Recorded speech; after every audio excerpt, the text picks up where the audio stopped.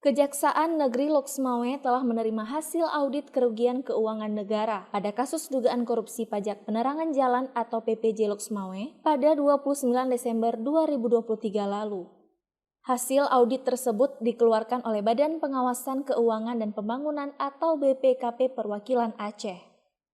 Dari hasil ekspos dan pemeriksaan yang dilakukan, BPKP Aceh mendapatkan nilai kerugian yang ditimbulkan dalam kasus tersebut senilai 3,1 miliar rupiah.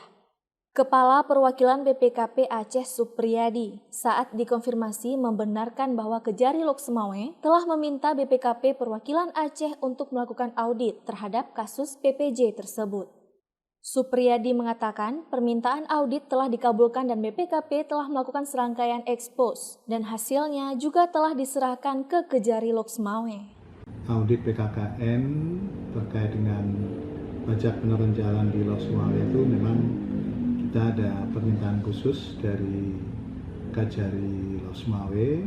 Setelah ada permintaan dari Pak Kejari, sudah ada ekspos dan kita sudah melaksanakan penugasan di lapangan, dan juga terkait dengan penugasan ini sudah dapat diselesaikan dan alhamdulillah sudah finalisasi. Dan seperti biasa di SOP di BPKP kita melaksanakan review berjenjang dari tim naik ke pengendali teknis, kemudian naik lagi ke koordinator pengawasan, dan terakhir filter terakhir adalah di saya sebagai kepala perwakilan. Karena tadi SOP-nya sudah ada ekspos, biasanya dapat dipastikan 99% ada kerugian.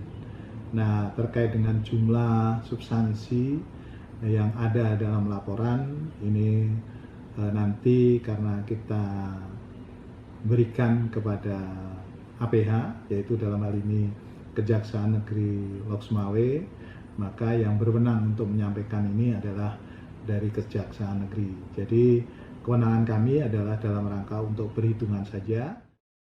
Sebelumnya diberitakan ada 5 tersangka yang ditetapkan dalam kasus tindak pidana korupsi upah pengelolaan pajak penerangan jalan Kota Loksmawe tahun 2018 hingga 2022. Di antaranya AZ yang merupakan mantan Kepala BPKAD Kota Loksmawe periode 2018 hingga 2020. MY mantan Kepala BPKAD Kota Loksmawe 2020 hingga 2022 yang kini menjabat sebagai Kepala DKPP Kota Loksmawe.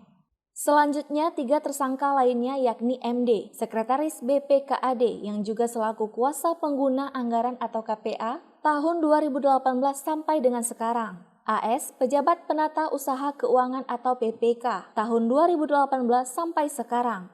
Dan SL, selaku Bendahara Pengeluaran di BPKAD Loksmawe, tahun 2018 hingga sekarang. Hingga saat ini, kelima tersangka masih ditahan di Lembaga Pemasyarakatan Kelas 2A Kota Loksmawe. Dari Banda Aceh, Lala Nurmala melaporkan untuk Puja TV Aceh.